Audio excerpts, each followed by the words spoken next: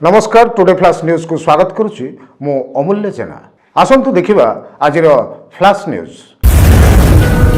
Today flash news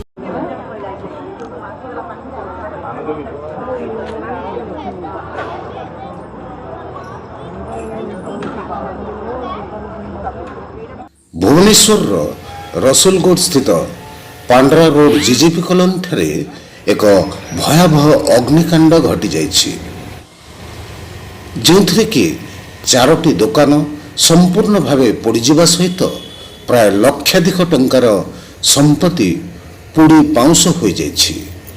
तेबे आसंतु थरे नजर पकाइबा कौन कहउछन्ति भुवनेश्वर सुश्री लोनांक रिपोर्ट।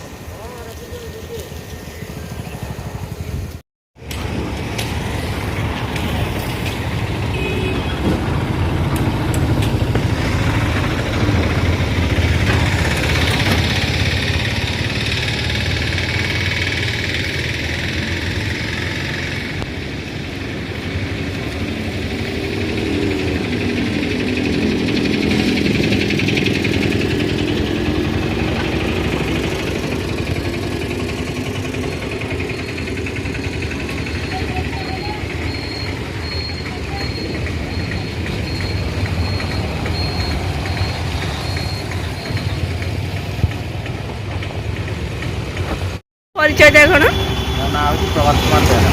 अच्छा ये जो पोड़ी देखा कौन केमती है किसी कहींपर सेमती किसी तो आम जापर कौन जब पड़ा कि आम दुकान बंद कर गलु जापर घंटे पर गोटे आवाज आवाज है आम आस केत दुकान बंद कले दुकान बंद कला प्राय 11टा घर को जाकि खा पी करूँ से टाइम गोटे आवाज है देखला आसला बेलू जलुची दूर दूर गोटे टांकी फाटी पुणी आम आस पहुँचा पर आउ गोटे टांकी ब्रस्ट कला टांकी ब्रस्ट देखिए आम पा पकई पारे कि निआ लिभे पारे फायर स्टेशन फोन कलु पुलिस स्टेशन भी फोन कलु पुलिस आसी पहुँचले फायर गाड़ी आसी पहुँचला फायर गाड़ी आसिक पानी पकई निआ लिभे। अच्छा ये कौन कौन दुकान थी कहींपर दुकान ये फल दुकान गोटे परिवा दुकान गोटे आ फास्टफुड दुकान गोटे सेलून गोटे चारिटा को पूरा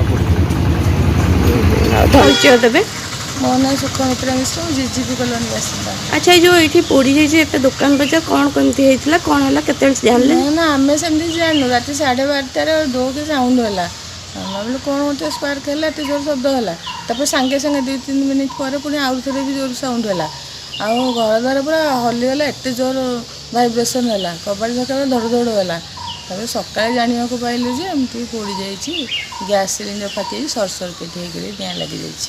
क्या कहे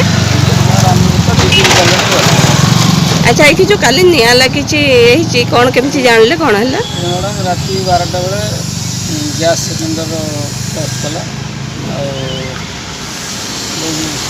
सामान दुकान बहुत जिन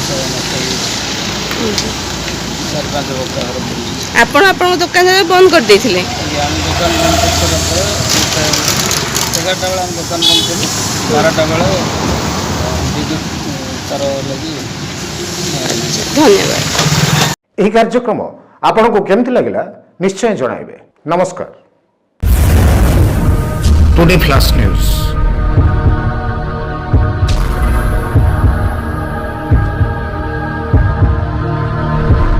विश्वास मानदंड। Hi friends, please like share and subscribe today flash news. Bye bye. Today flash news.